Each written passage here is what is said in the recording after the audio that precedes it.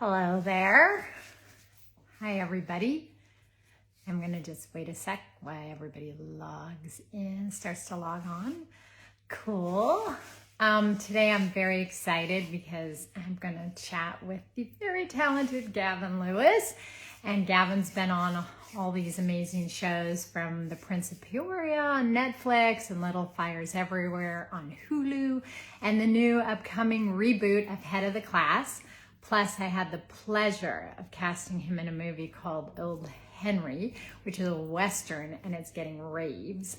So we're going to talk to Gavin all about his acting journey. So I'm going to grab him, and here we go. I'm so excited.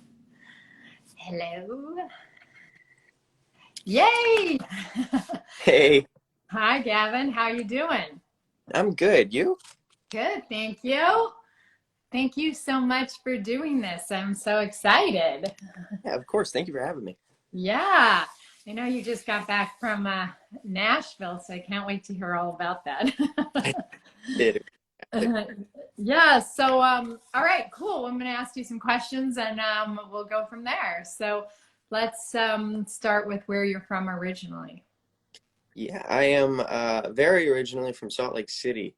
I've moved around a whole bunch though. We ended up in St. George, Utah, small town, desert town, and I was in Arizona too.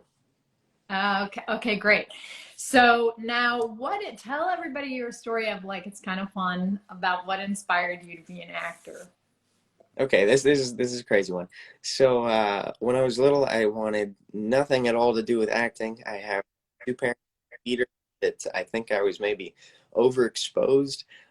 So I grew up around theater kids and theater all my life, and I had horrible stage fright and wanted nothing to do with acting. And then an old student of my mom's shifted over to film and television and did a movie with a character that sort of fit my description. And asked her, was like, I know your son isn't really interested in this, but if by some off chance he wanted to audition and just see what he thought. And on some fluke, I got the part. And it was this little tiny role where I was spray painting.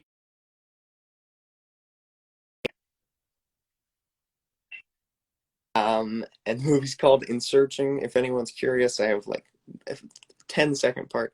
But I talked to the lead of that movie. His name is Jake Borelli. He's a super kind human being. I've seen him at events still. He's on, oh my gosh, Grey's Anatomy.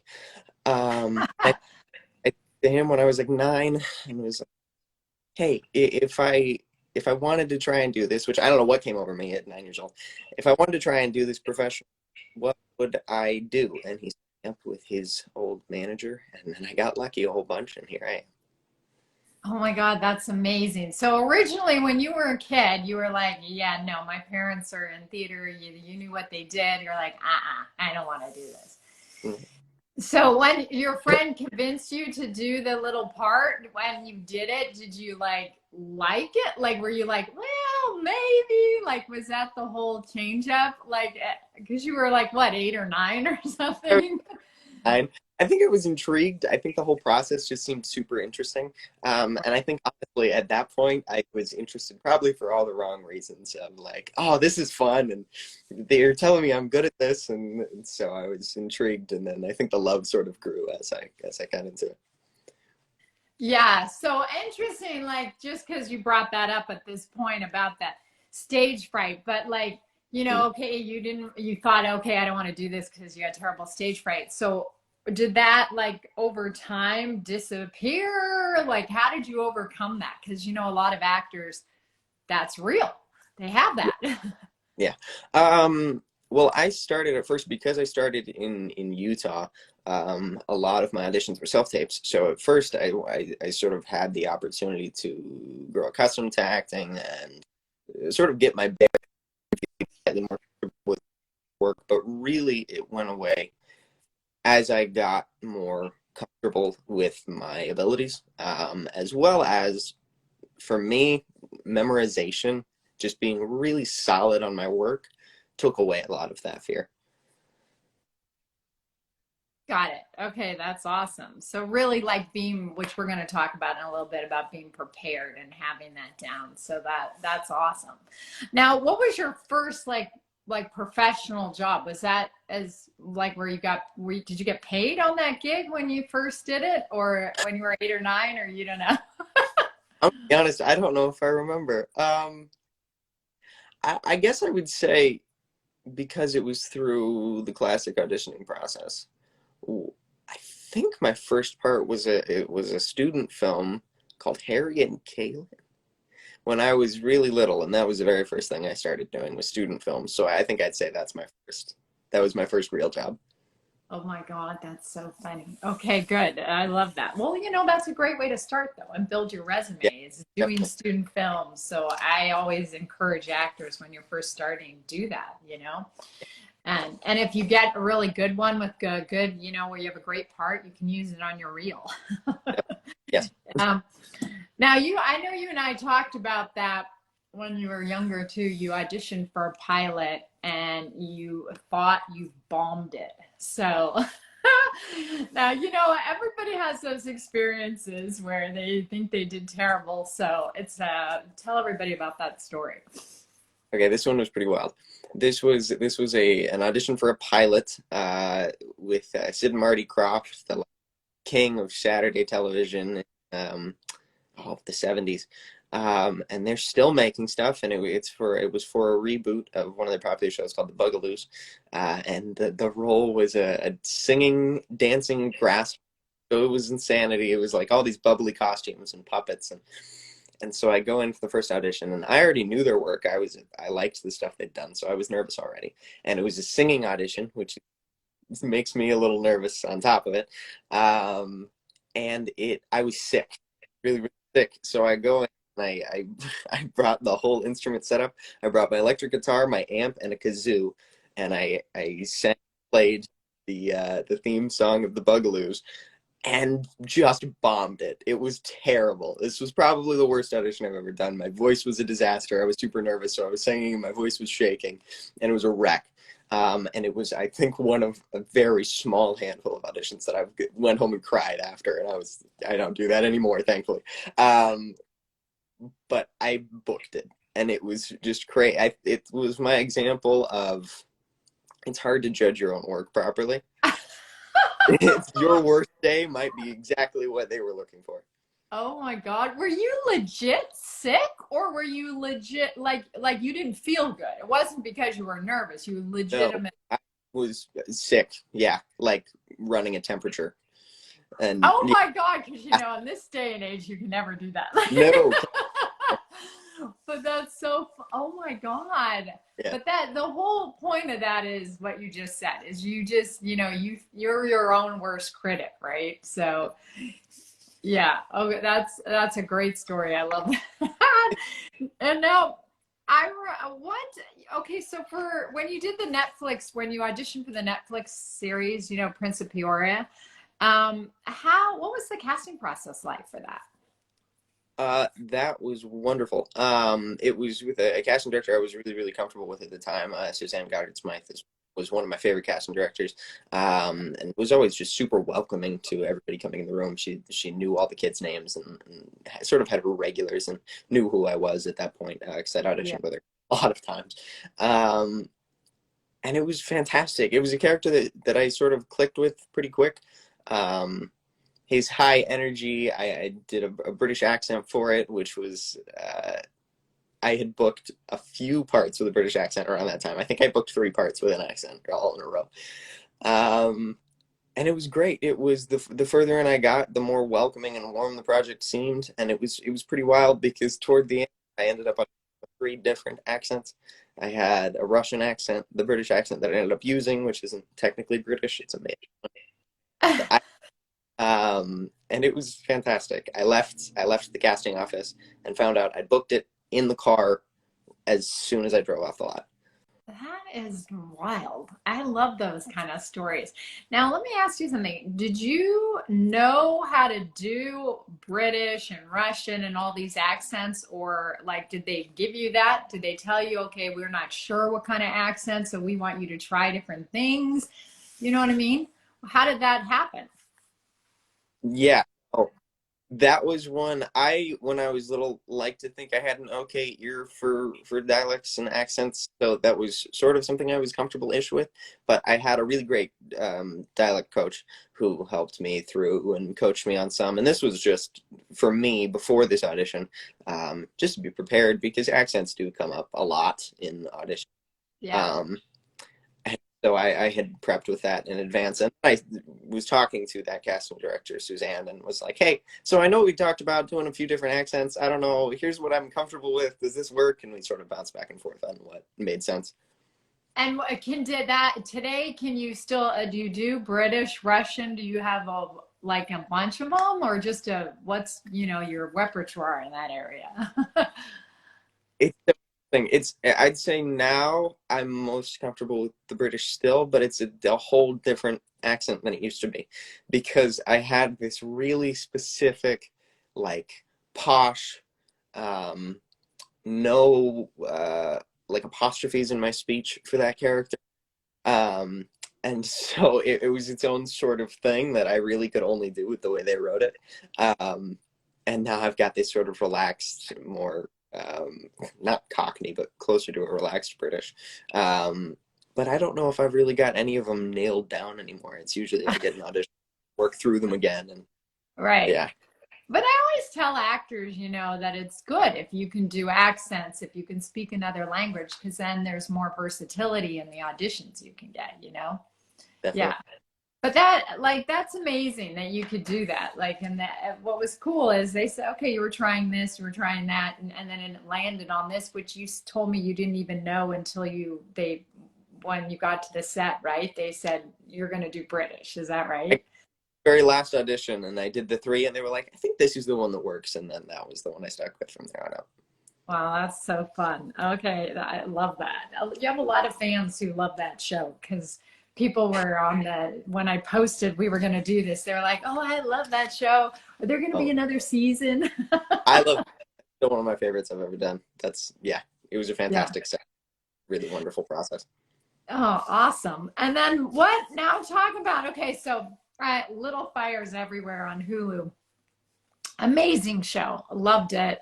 And what talk about that casting process. I mean, it's got all these amazing actors in it. You play Reese Witherspoon's son. I mean, it's just an incredible story. So, um, are they making another season of that, or you don't know yet? As far as we know, it's a no because it was a limited series, and it's Yeah. that cast is really hard to track down all in the same place. Yeah. Um, I was like, yeah, they just leave you at the end with the house blown up, whatever. If you haven't seen it, oh, now I'm spoiler alert. But so, no, it starts off with the house on fire, so that's not a yeah, spoiler. that's true. So talk about like what that for your character, Moody Richardson, what the casting process was like and all of that. Yeah. Um, it's interesting. For Moody, I usually try and find something in my audition that I feel like will set me apart from other people. So I brought a really nervous, unsure energy to that character. And in one of my first auditions, the scene they had me doing, which is great for that, was approaching a girl I had a crush on, who was Lexi Underwood. Pearl was the character in the Right, show. who's amazing.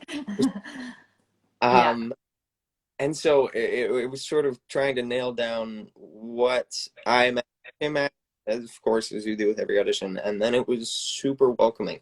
It was, I've got a funny story about this one. In my very, very first audition, I was sent the wrong address along with another actress, Jade Pettyjohn, who ended up booking the show. And that's where we first met, was at the wrong address before the first audition, which was a really crazy start. And the first audition, like usual, was just a casting director, and I got really good vibes, but I didn't know. And then I got a call back a few weeks after and got to meet Liz Biglar, who is incredibly welcoming, made the room feel really warm. Good. And then it was just comfortable. It was that chemistry read, which I didn't even know was a chemistry read. I wasn't told because my mom thought I might be nervous for it, which she was right. I would have been. She probably saved that last audition for me. And that was it. Wow. And let me ask you something, which you said at the beginning of this.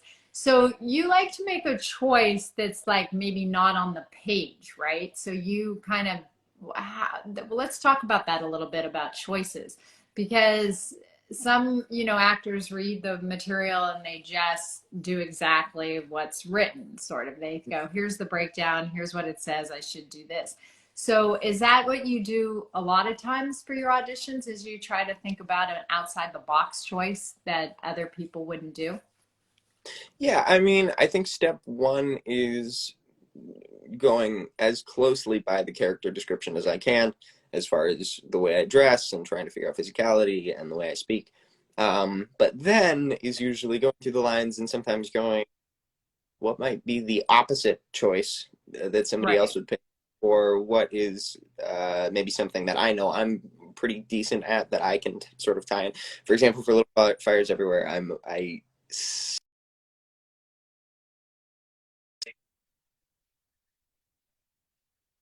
and I think in that first scene it was offering to help carry her bed upstairs, and it was like, yeah, I love pets, and I don't know.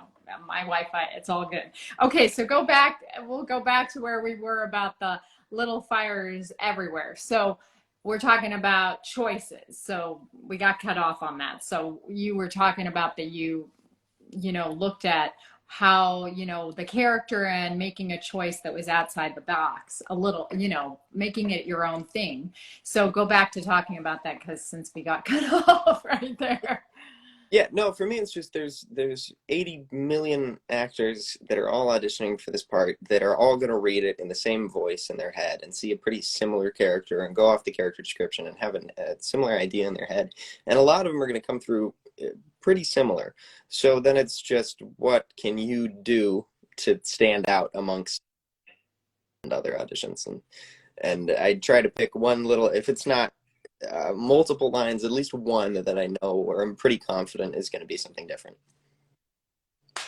Yeah, totally. And you were saying that, like, when you did that scene with Lexi, right? That was the scene where you brought the bed upstairs and you had to, so did you add in that the little stutter was your, like, that wasn't written in the script, right? It wasn't. It was written, I think it was just written like, sure, I love carrying things. And it was an awkward moment in itself. But then to just sort of add my own thing to it, which ended up being her asking if I'd help her carry the pieces for bed up to her room, and me going, yeah, I love carrying things. Um, which just the little things you can do. Yeah, that's awesome. And was it amazing? Like, what was the bonding experience like, with everybody on the siblings and everybody on that show? Because you guys, other than meeting Jade at the wrong address, did you know any of those people beforehand or no? I didn't know any of them beforehand, and the bonding experience was pretty quick because we got started pretty quick. It started with a sort of family meeting on the lot with Reese, and just sort of getting to know each other as a family and talking about where we're all from. And after that, it was pretty quickly straight into shooting.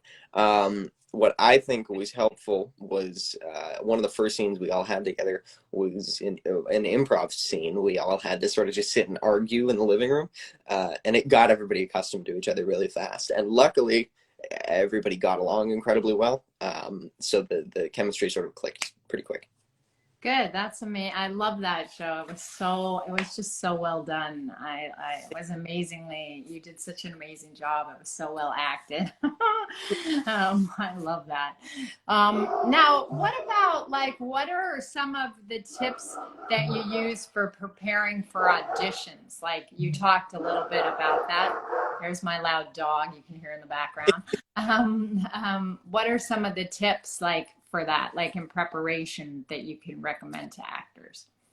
Honestly, my top two are just be absolutely completely memorized. Like I said before, there's 100,000 other people auditioning for this part, and so messing up halfway through and not knowing your words is not a way to stand out against the rest.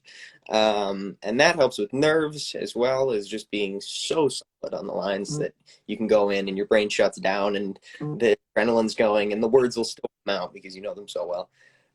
As well as really drilling your choices beforehand, like what do I want on this line, what do I want on this line, and getting them really down, and then just letting them go and trusting that they're in the back of your head when you're in the room, so you can think the character thoughts, and they'll sort of just come through on their own.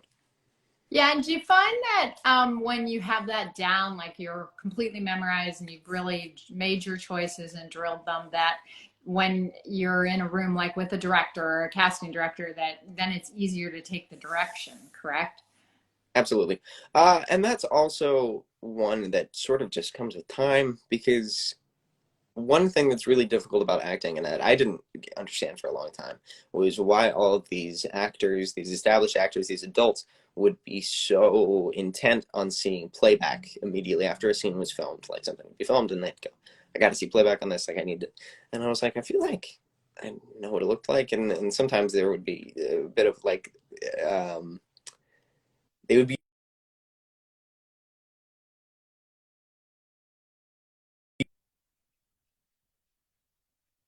this, it's really hard to judge your own work. You can feel like you're portraying something, you can really feel like you're portraying something, and it doesn't always come through.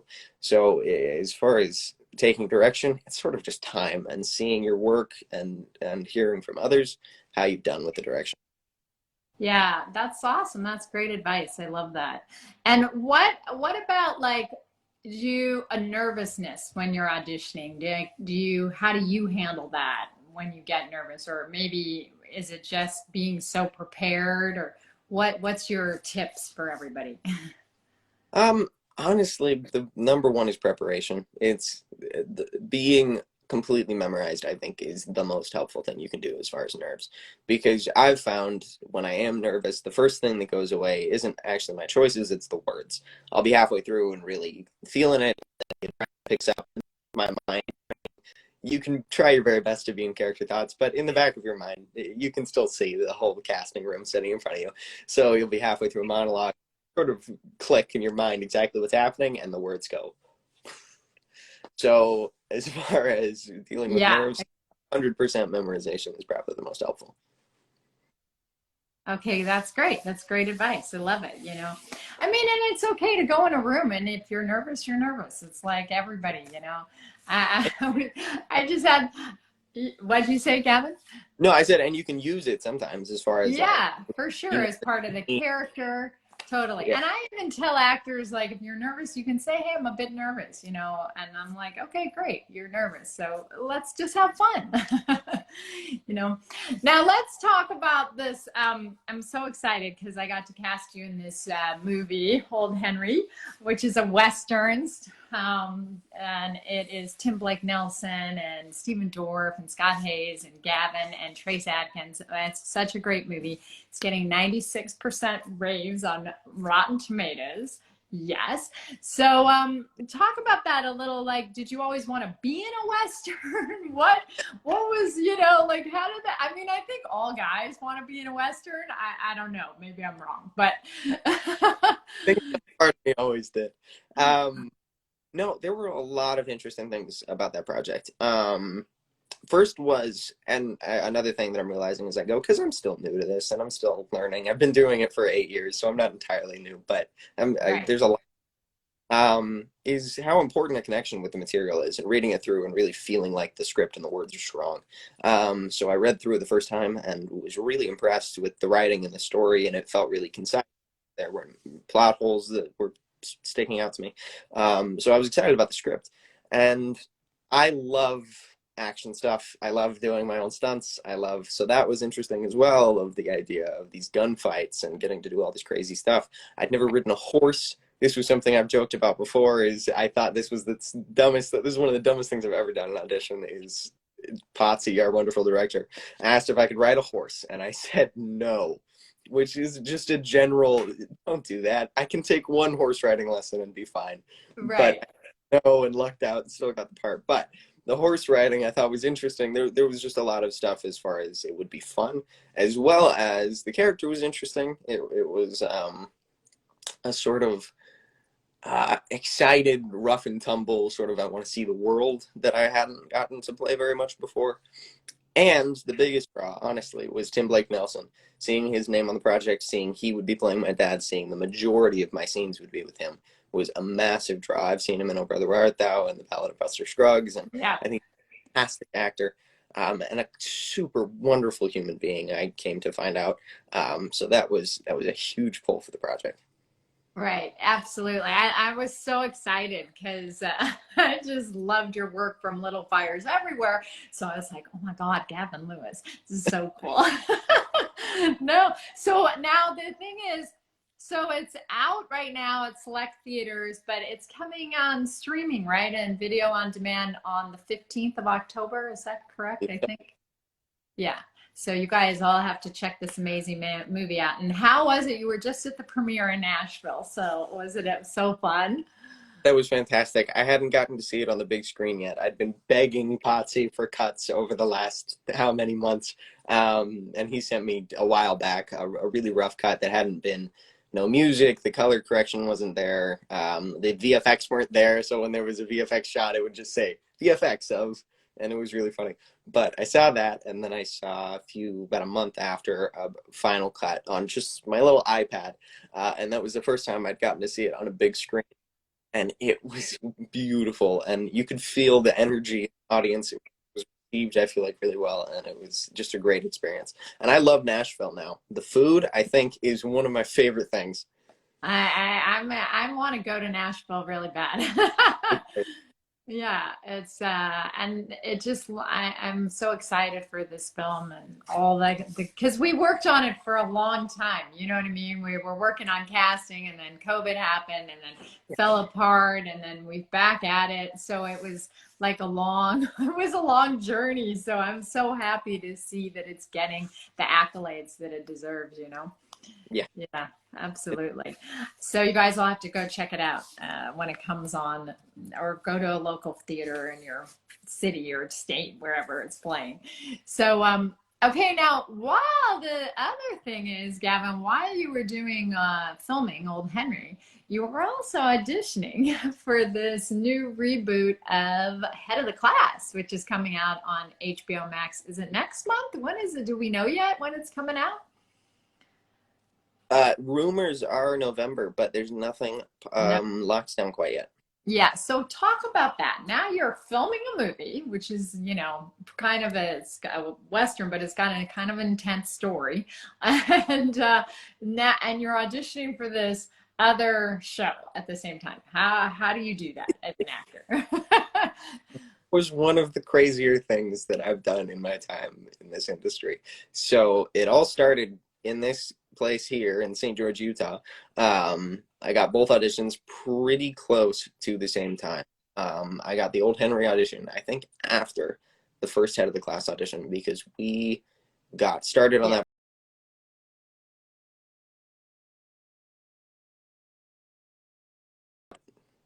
September, which was right around the same time that it ended up lining up for Old Henry. But the audition process was pretty crazy. So it started with just that very first audition, like they always do, and there seemed significant interest for both. And I ended up going up to Salt Lake City to get my wisdom teeth removed, and got the call back for Old Henry right in the middle of that process. So we pushed it out just barely if we could so that the swelling in my face could go down. And Oh my did God. and did I think that ended up being the last audition for Old Henry, less than a week after my wisdom teeth were removed. And that was the one that I said I couldn't ride a horse, that I will kick myself for forever. Right. And that was the read that I thought I was maybe going to get to read with Tim. So that was probably the most nervous I've ever been for an audition, because I was like, I have to really step up my game for this. And I didn't end up reading with him and got it regardless, which was I'm so happy about. But I started working on that project. during the negotiations for head of the class and what was happening. So it almost came down to having to choose a project, which was a nightmare scenario for me because I was really interested in both. I love multicam. I love comedy. I love trying to make people laugh. I hold it very near and dear to my heart. But then this wonderful opportunity in this Western with these actors that I respect and just something entirely new for me. So I thought I was going to have to pick a project, and that was a nightmare scenario. And thankfully, it all worked out where head of the class got pushed out a month. And I got to do Old Henry at first. And while I was filming, actually, I ended up doing a final chemistry read, not even a chemistry read, a director's read for head of the class, which was in between filming days. So I went and filmed all day for Old Henry and then came home and did my director's session in the evening with, this is another weird part of the story, the same outfit that I wore in my first audition for head of the class because they liked it so much that I had to overnight it from St. George, Utah, all the way out to Tennessee so that I could audition in that outfit for my last read. You know, that is wild. And I just have to say, I mean, first of all, that's amazing because, you know, it's so, you're doing this with your headspace on this one film of old Henry, and then you're going, okay, now I got to prepare for this on this multicam show. Complete opposites, first of all, right? But that's amazing, and I love that. And talk about that one thing, because wardrobe comes up a lot when I'm talking to actors. So when you read the script, you kind of took the description, but then made a choice of what the character was going to wear, right? Like you kind of decided, oh, this is how it's going to be, correct? Yeah, and that's a big part. That's a big part of most of the self-tapes that come through is trying to decide how they'll dress, because you can do a lot with your acting, but in what you can show, there's only so much you can do. So if it's I have a very soft-looking face, so if it's a tougher character, I really do everything I can as far as trying to make myself look a little bit bigger and jackets. Right. But for this one, the character description. The bit that I remember, which is funny, is what I based my character on that I'll come back to in a second, but it also talked about him wearing like ties and sweater vests and that sort of thing.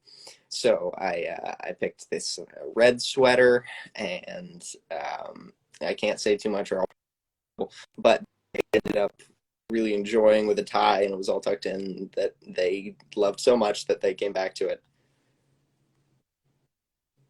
Wow, that's so funny. I mean, that's amazing. And you had to ship the clothes from Utah to Nashville. Yeah. That's hysterical. I love that. But it's important as actors, you know, to really figure out what you're going to wear for an audition, even the self-tape audition, because that's helps you be in the character. Definitely. Yeah. Wardrobe can help significantly.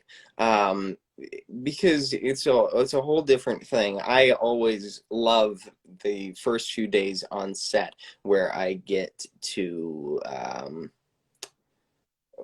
really just live in the space, see the people around me, live in the world, see the house, live in the clothes, because it really helps. It makes a big difference instead of just having to imagine the whole world and these conversations. It helps majorly. So then what you can do at home is dress like the character, which helps get in the mind space and the physicality. And Yeah, absolutely. That's really good advice. And what can you talk about it all, like who your character is, or you're not allowed to talk about it yet? I'm sure I can say some stuff. The character is a prep school kid who is pretty self-absorbed and has this tight group of friends that he spends most of his time with, and gets ridiculed quite a bit for his and this is actually what I based the whole character on. The character description was narcissistic to the level of self-delusion, and I thought that was such an interesting character. And so really he kind of sucks, but he's likable, and it was just a ton of fun. Oh my God, I love that. Narcissistic with what? What was that? The level of self-delusion. Oh, the level of self-delusion. Oh, that's amazing. That's awesome. That's great. Well, okay. So you guys look out for that coming up. Head of the Class reboot coming up on HBO Max soon. And then now what I get asked a lot, you know, what from actors who are first starting in the business. So what advice would you give them? Because, you know, you started when you were young. So what advice would you say for anybody, any age? Boy, it is such a weird industry. Uh, I it really is. One of my favorite things I've heard was an old agent I had it's like catching lightning in a bottle when it goes well. Um, Honestly, it's probably patient for the most part. It takes a long time to really get your feet in in this weird world. As far as just how I started with student films and slowly worked my way up to commercials and guest stars and a little project here and a little project there, and I don't know, maybe two bookings a year. It doesn't move fast, and so you just have to be prepared to be in it for the long haul if it's something that you really to do. And that's something else, you have to love it. If you don't really enjoy the work, not the product, the work, the auditioning, and it's you'll burn out eventually. Yeah, you are so right. And you have to love it because it's a process. You have to love to audition that. Getting the job is the icing on the cake. Getting the job is the cherry on top. Yes, absolutely. Great advice. And now, you know, Gavin, do you still do a lot of self-tape auditions yourself?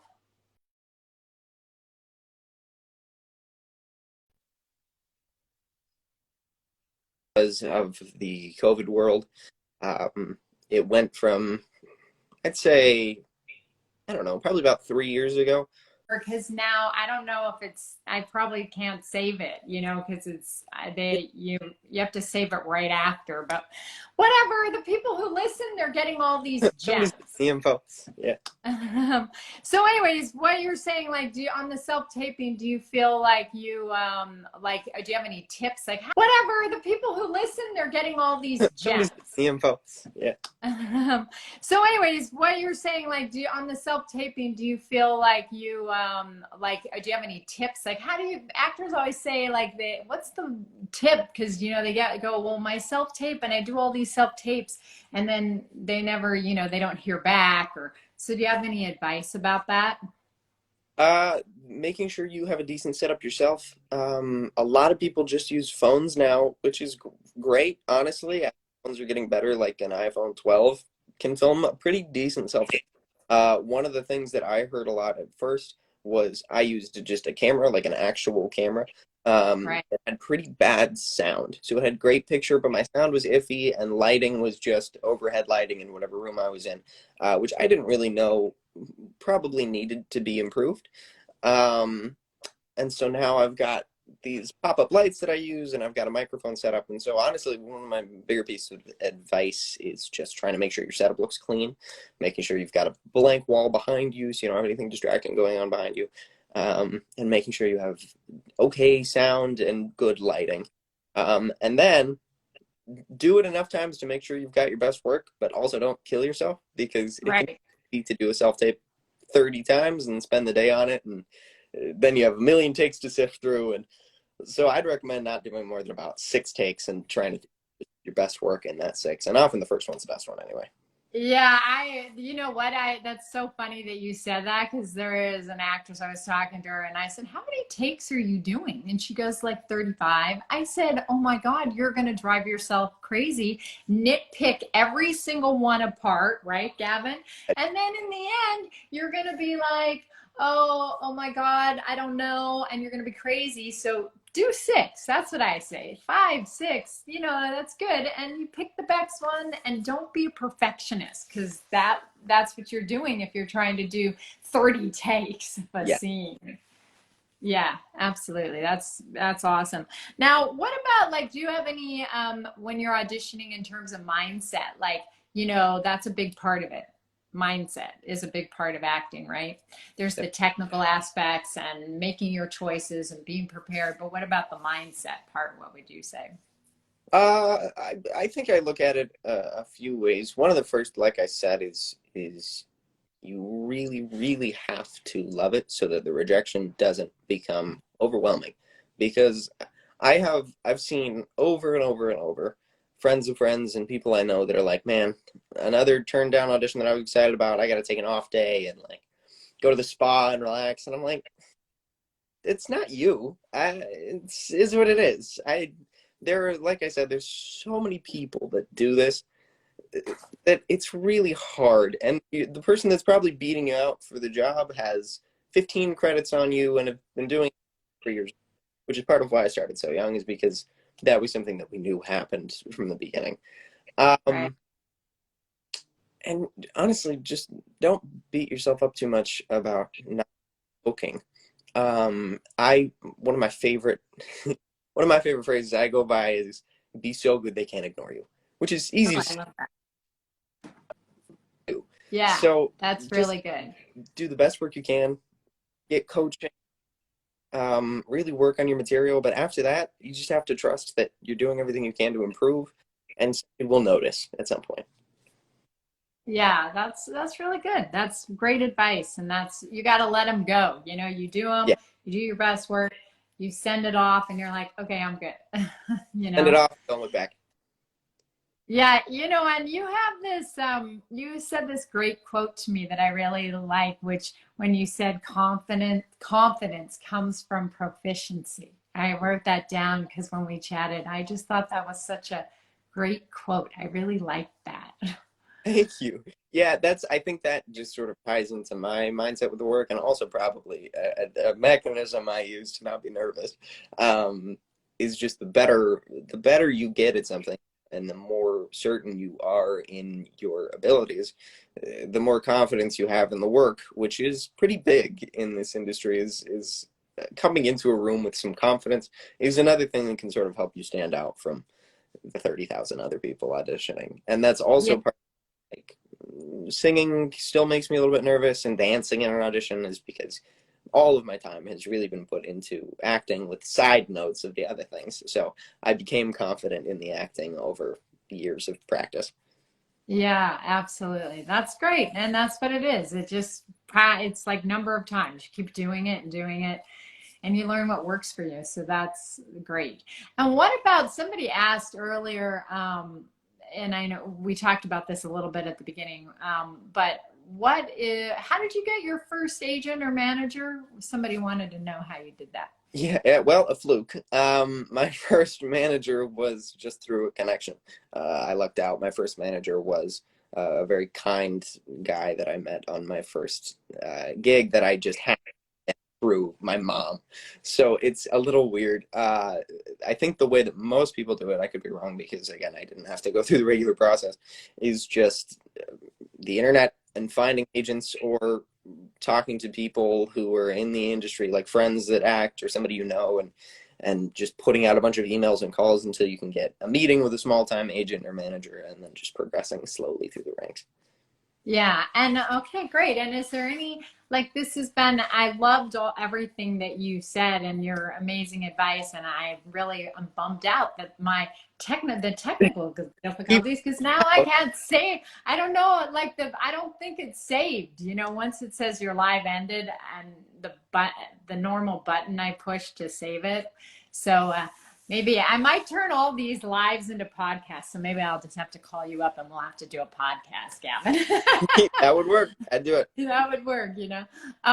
But before we go, like, is there anything else or like any other advice or anything else you would love to say? Oh boy. And by the way, I did just see a question down there is if I had a Oh, agent first. I had a manager first. oh, good. Again, Were there, I don't know if it yeah, was, were there any, but you had a manager first? I had a manager first. Yeah, and I think another question was if I remember the brand names of the clothes I wore, Little Fires Everywhere, and I wish I did. The thing that I remember the most was the puka shells. I wore puka shells for the first half. So, But wait a minute. Before was the puka shells your choice or was that wardrobe? no, that was our wonderful costuming department. Put me in all kinds of crazy stuff, and I mean, just really great for the time. And I thought the puka shells were perfect for Moody. Yeah, that was perfect. I mean, all of that, and the fact that you played that, I just want to repeat that because I about the outside the box a little bit and made him a little mean, it wasn't necessarily in the character description that he was nervous, right? About, or was it? No, I think that probably was your choice. a bit of an unsure of himself kid, and I read the book going into the audition, so I had an idea of who the character was. Oh, you did. So you got the whole book and read it before you went into that. Okay, good. So that's about research, you guys. You got to do your homework and your research, right?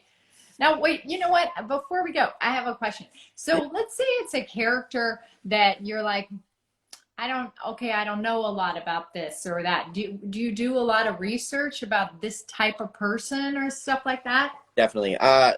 First thing I do when I get an audition, and this came, of course, first through the parents because I started really young.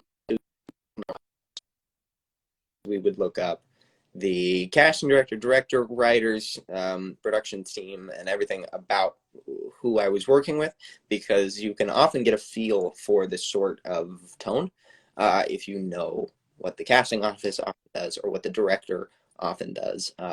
Can give you some pretty good insight. So if I get an audition with zero character description, it's super vague and just a really cliche sounding character, I often turn to what is the usual brand of work, because most casting offices or directors or have a sort of, this is their thing.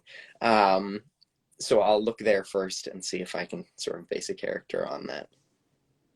Okay, that's good. And somebody asked, is it advisable to dress up as the character you're auditioning for self-tapes?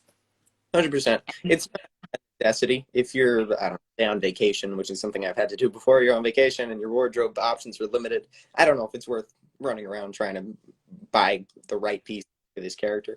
But if you've got stuff at home that match, try your best to sort of align the character. Well, yeah, and also you talked about it, on head of the class and making the choice of the red sweater and the tie and the thing, and that helped you to be in the character, right? So that, There's yeah. something about having a tight tie, a button down that really locks you into a physicality. Yeah. And you know what? I always tell actors that, if it helps you be more in the character, and you should always wear like a hint of the character, at least something, or something that makes you feel like the character. You don't have to go overboard. Like, you know what I mean? You're playing a superhero. You don't have to dress up and go crazy, so yes. Okay, good. Okay, I was just looking through here to see, what has been, Riley asked, what's been one of your favorite roles to play so far? It's probably been Prince Emil on Prince of Peoria. That project was really, you hear a lot like, oh, this project was great and this project was great. Most projects are great. Most work environments are pretty good. As far as, I've probably just been lucky, but I've everything I've worked on has been a positive work environment. But Prince was really special in that everybody got along really well, and it felt like a family, and everybody just loved being there. Like I've done enough to see that it's abnormal for the whole crew as well to just love coming in and watching. Like everybody knew, like we knew all the crew, and there was a basketball hoop on set, and it was a really just kind of a special experience. Oh my God, that's so fun. How many seasons did they do? 3? Did they do 3 seasons? It was actually only 1 season. A lot of people think it was 2 because it was dropped in 2 parts. Ah, yes, I got it. Wow. It's you have a lot of fans who love that show. A lot. I say I would still go back and do another season if they invited us in a heartbeat. Yeah. And then that another person asked, what's the impact on your life in the face of the pandemic? But you were auditioning and working through it, right? We did Old Henry during the pandemic. So you've been auditioning and working, right? I have been. I've been lucky. I've got a team as well that really believes in me, so they've been really helpful in getting me a lot of auditions during the pandemic. But honestly, it was shut down for everyone. Totally. There were no auditions. There was nothing going on. And then it sort of slowly started picking back up. And now we're still in a pandemic, but I'm getting a fair number of auditions.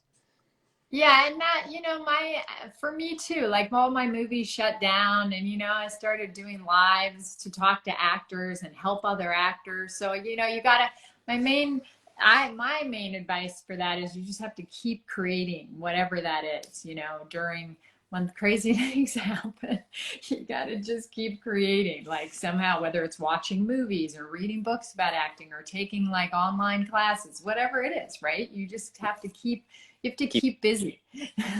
I'll answer a couple questions rapid fire because a bunch just came through. One was Okay. as far as scripts into the room in in-person auditions. I heard this from somebody a long time ago and it stuck with me. I don't know if it's true or not, but I always hold my script in in-person auditions.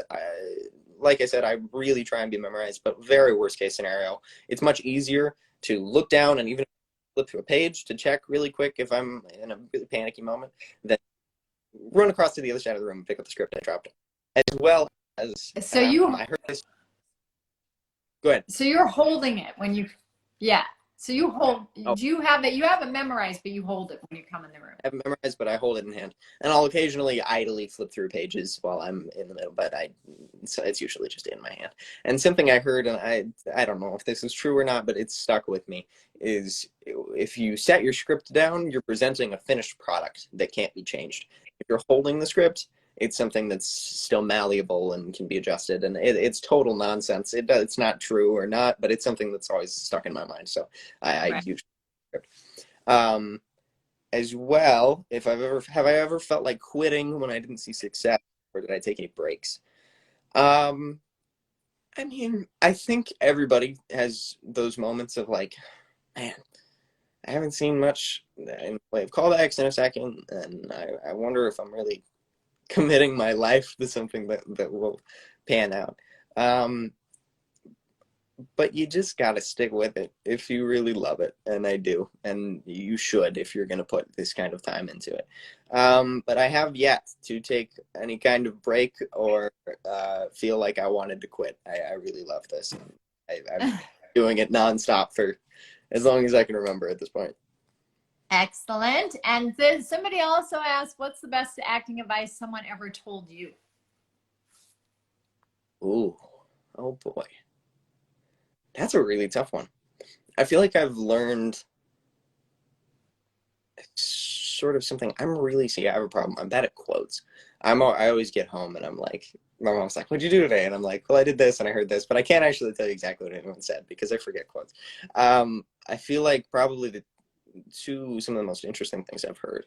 One was from Reese Witherspoon, which I learned from her to be really knowledgeable about your props as well as character and everything else, because in a show like Little Fires Everywhere, everything was pretty fluid. There was a fair bit of improv. The scenes were lengthy. The camera would just keep rolling. So you really needed to know what was happening in the space. And that was one of the bigger things I learned on that project, was just 100% knowledge and everything that was happening in the room around me. Moody had a bedroom that really barely got showed in that show, but that I went through and sort of made up stories for a lot of the props and just a lot of background information. And then on Old Henry, actually, this was an interesting one because it's a kind of, I think, a common dilemma for actors my age of college or no. Because if you love it and if it seems like you're working or you have a chance of working, it's like, is it worth? Do I want to run off to college or do I want to go get a degree in acting? Um, and from Tim, and I thought this was interesting, is that the industry's not going anywhere. It's gonna be here when you're done with college. It's gonna be here for a long, long time, and you get a lot of life experience just going out and going to college, especially for somebody that's actually been homeschooled my whole life. I've never been in public school. You get a lot of life experience and you can learn a lot. So I thought that was interesting as well because it's a common dilemma of, if I'm Oh, working and yes. do I want to take Yeah. a break? Or, Yeah, absolutely. I that's true. It's great advice because, if you have a desire to go to college. You should, and you can study other things besides acting. You could have double degrees. It doesn't have to be just acting. You can study journalism or yeah, whatever, writing. um, Okay, are there any actors? I mean, you've worked with some amazing actors, like already, Kerry Washington, Reese Witherspoon, Tim Blake Nelson. But somebody wants to know, are there any actors that you're like dying to work with in the future, like that's on your list? Oh my, so long. I am going to answer this really quick because it came through twice and it's a super short answer. I have played Super Smash Brothers Ultimate. I love that game because it's Ah! fun. Uh, Gavin. I Okay, that's good.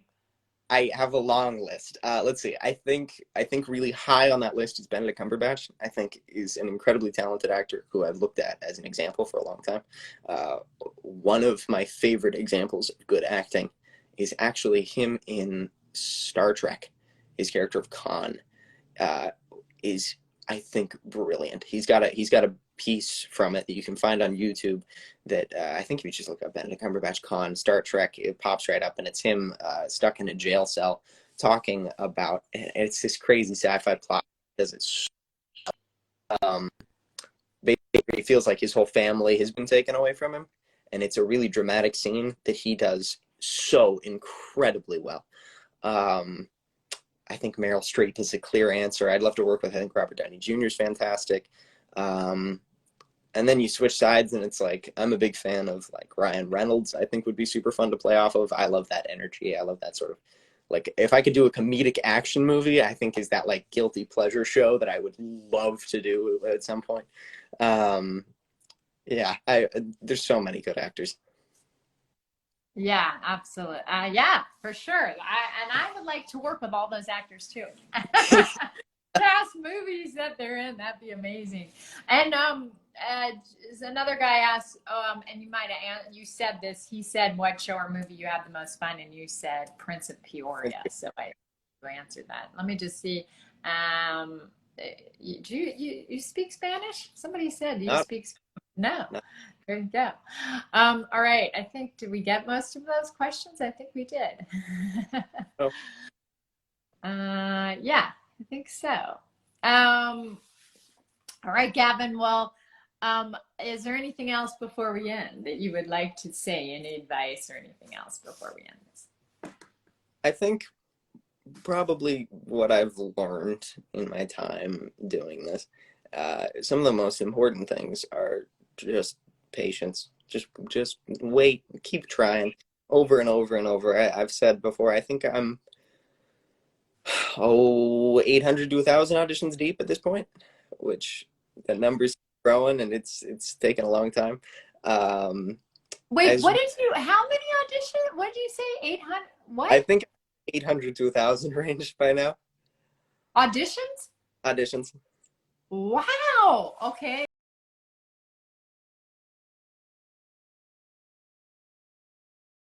Get them all.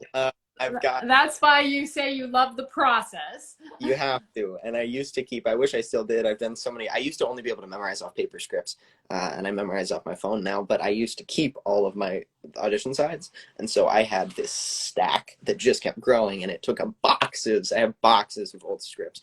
Um, that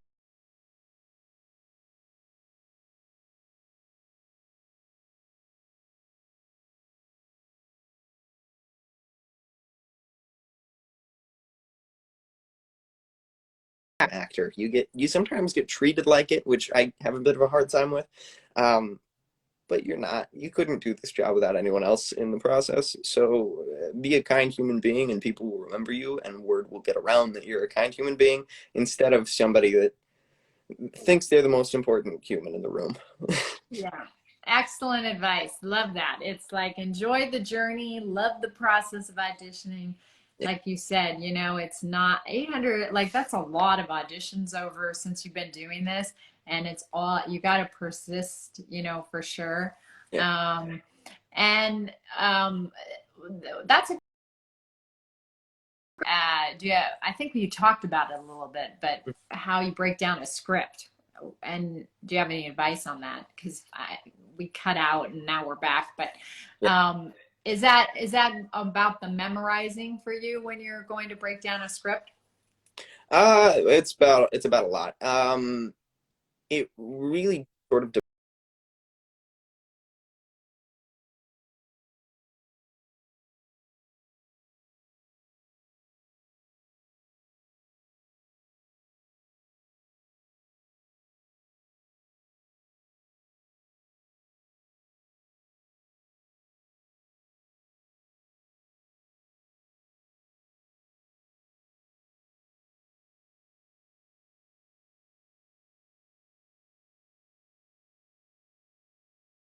first off, just I've said it and I'm going to say it again because I think it's the most important. Is just make sure you're 100% memorized, and then I go through line by line and figure out what I want.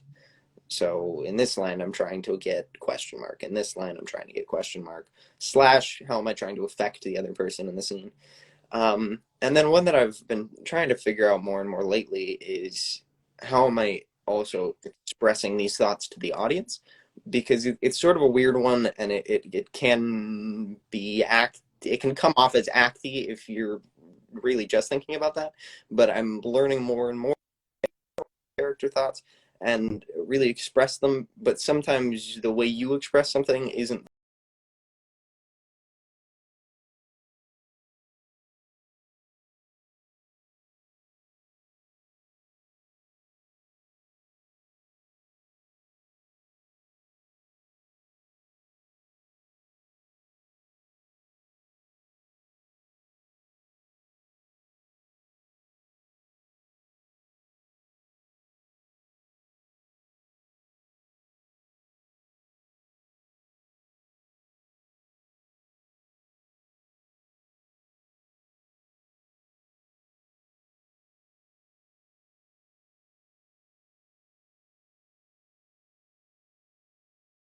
Look forward to seeing you very soon, my friend.